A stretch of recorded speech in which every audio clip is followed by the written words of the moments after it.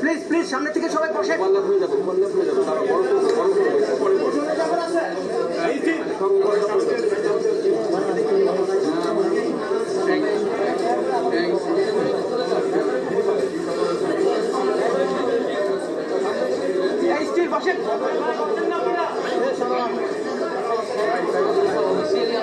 বসেন না ভাই।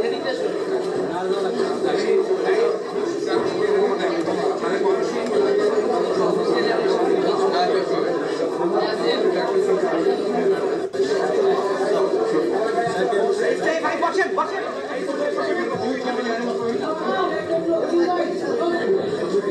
নজরুল ভাই বসেন বসেন।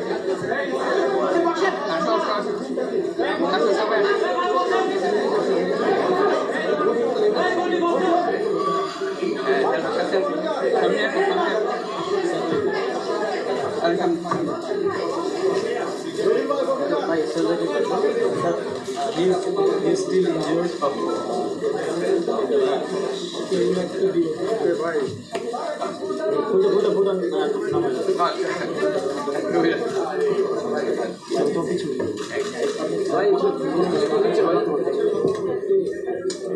আসসালামুয়ালাইকুম। আজকে আমাদের গৌরবের দিন, যে বিপ্লবের মাধ্যমে বাংলাদেশ আজকে নতুন বিজয় দিবস সৃষ্টি করল, সেটাকে সামনে রেখে এবং আরো মজবুত করে আমাদেরকে সামনে এগিয়ে যেতে হবে। যারা এটা সম্ভব করেছে, যে তরুণ সমাজ, তাদের প্রতি আমি আবার সমস্ত প্রশংসা এবং কৃতজ্ঞতা জানাচ্ছি তাদেরকে। তারা আমার পাশে আছে। এরা এ দেশকে রক্ষা করেছে, এ দেশকে নতুনভাবে পুনর্জন্ম দিয়েছে এবং এই পুনর্জন্মে যে বাংলাদেশ পেলাম, সে বাংলাদেশ যেন অত্যন্ত দ্রুত গতিতে এগিয়ে চলতে পারে, সেটাই হলো আমাদের শপথ। সেটা আমরা রক্ষা করতে চাই, এগিয়ে যেতে চাই। আজকে আবু সাঈদের কথা মনে পড়ছে আমাদের, যে আবু সাঈদের ছবি বাংলাদেশের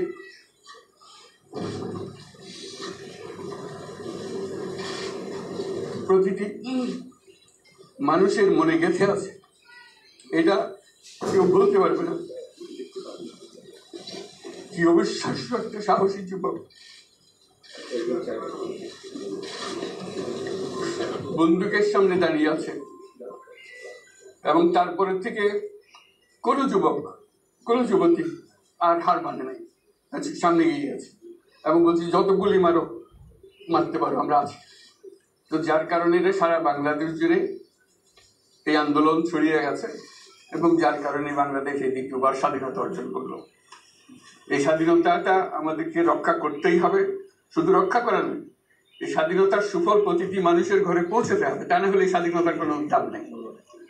এই স্বাধীনতাটিকে পৌঁছানো হলে আমাদের শপথ, আমাদের যে প্রতিজ্ঞা, যে আমাদেরকে এটা করতে হবে, ঘরে ঘরে পৌঁছাতে হবে। মানুষ যেন জানে যে বাংলাদেশ স্বাধীন হওয়ার অর্থ হলো তার নিজের পরিবর্তন, ব্যক্তির পরিবর্তন, সুযোগের পরিবর্তন, তার ছেলে মেয়ের ভবিষ্যতের পরিবর্তন।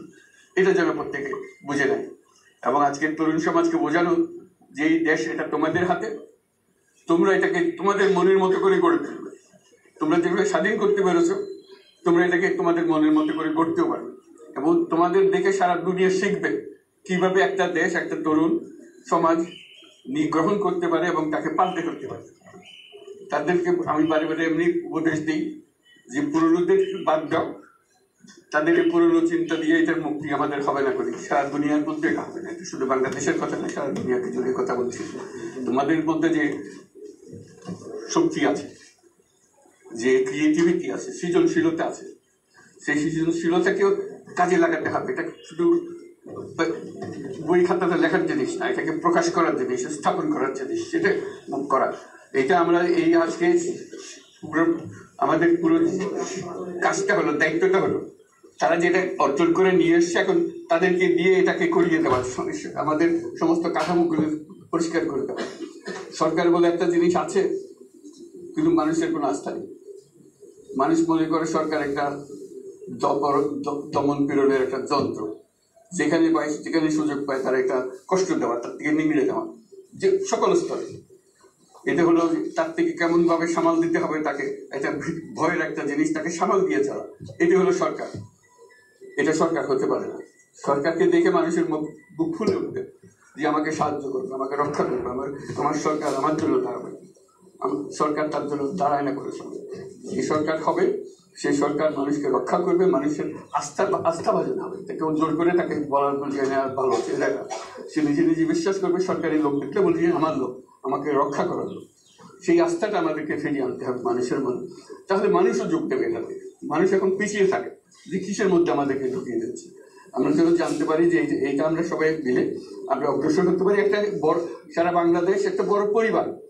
এই পরিবার আমরা একসঙ্গে চলতে চাই এবং আমাদের মধ্যে দ্বিধা দ্বন্দ্ব যা কিছু থেকে সরিয়ে ফেলতে চাই। যারা বিপদে গেছে তাদেরকে পথে আনতে চাই, যাতে করে একসঙ্গে আমরা কাজ করতে পারি। এর মধ্যে আমরা শুনলাম, আসার পথে শুনে আসছি যে এখানে আইন শৃঙ্খলার ব্যাঘাত হচ্ছে, মানুষকে আক্রমণ করছে, ঘর বাড়ি জ্বালিয়ে দিচ্ছে, সম্পদ জ্বালিয়ে নষ্ট করছে, চুরি করছে, দিয়ে যাচ্ছে, অফিস আদালতে আক্রমণ করছে, সংখ্যালঘুদের উপর আক্রমণ করছে, হিন্দু, বৌদ্ধ, খ্রিস্টান, আহমদিয়া সবার উপর আক্রমণ করছে। এগুলো হলো ষড়যন্ত্রের অংশ। এগুলো আমাদের বিষয় না। আমাদের কাজ হলো এটাকে রক্ষা করা, সবাইকে রক্ষা করা। প্রতিটি মানুষকে, প্রতিটি মানুষ আমাদের ভাই, আমাদের বোন, তাদেরকে রক্ষা করা এবং আমাদের একটা শৃঙ্খলা ফিরিয়ে আসে। বিশৃঙ্খলা, সহিংসতা এগুলো হলো অগ্রগতির বড় শত্রু। আমাদের যে যাত্রা শুরু হলো সেই যাত্রার শত্রু, যাতে এই শত্রুকে যাতে রোধ করা যায়, তাদেরকে বুঝিয়ে শুনিয়ে হোক, তাদেরকে আইন শৃঙ্খলার হাতে দিয়ে হোক, এটা বোঝাতে হবে। তাকে মেরে বেটে এটা ঠিক না, আইন শৃঙ্খলা নিজের হাতে ঠিক না। তাকে আমাদের আইন শৃঙ্খলা বাহিনী এমন হতে হবে, তাদের হাতে সুপর্দ করলে আমরা নিশ্চিন্ত থাকবে তার একটা বিহিত হবে। এমনগুলো আমরা হাতে দিয়ে দিলাম, 2 টাকা দিয়ে আবার ছেড়ে দিল, এটা যেন আবার না। তা আমাদের সেই আস্থাটা আমাদেরকে আনতে হবে। কাজে আইন শৃঙ্খলা এখন আমাদের প্রথম কাজ। এই আইন শৃঙ্খলা ঠিক না হওয়া পর্যন্ত এটা আমরা অগ্রসর করার জন্য পদক্ষেপ নিতে পারবো না। আপনারা আমার উপরে আস্থা রেখে আমাকে জানিয়েছে, ছাত্ররা আমাকে আহ্বান দিয়েছে, সেটাতে আমি সাড়া দিয়েছি। দেশবাসীর কাছে আমার আবেদন, আপনারা যদি আমার উপরে বিশ্বাস রাখেন,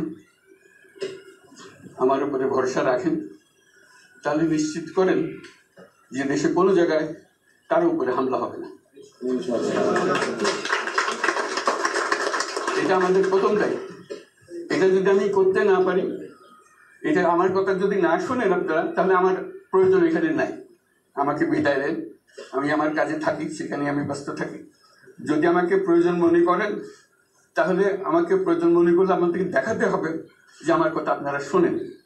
আমার কথা না শুনলে আমার কোনো প্রয়োজন নাই। আমার প্রথম কথা হলো, আপনারা বিশৃঙ্খলা থেকে দেশকে রক্ষা করেন, আপনারা সহিংসতা থেকে দেশকে রক্ষা করেন, যাতে আমরা যা আমাদের ছাত্ররা আমাদেরকে পথ দেখায়, সেই পথে আমরা এগিয়ে যেতে পারি। এটা একটা খুব সুন্দর দেশ হতে পারে। বাংলাদেশ একটা খুব সুন্দর দেশের সম্ভাবনাময় দেশ। কাজে এই সম্ভাবনাগুলোকে আমরা নষ্ট করে দিয়েছি। এখন আবার সেই বীজতলা আবার তৈরি করতে হবে, আবার আমাদেরকে জেগে উঠতে হবে। তারাই এই বীজতলা তৈরি করবে, তাদের হাত দিয়ে হবে এবং তাদের দিকে আমরা তাকাবো এবং আমরা তাদের নির্দেশ মতে আমরা অগ্রসর হব।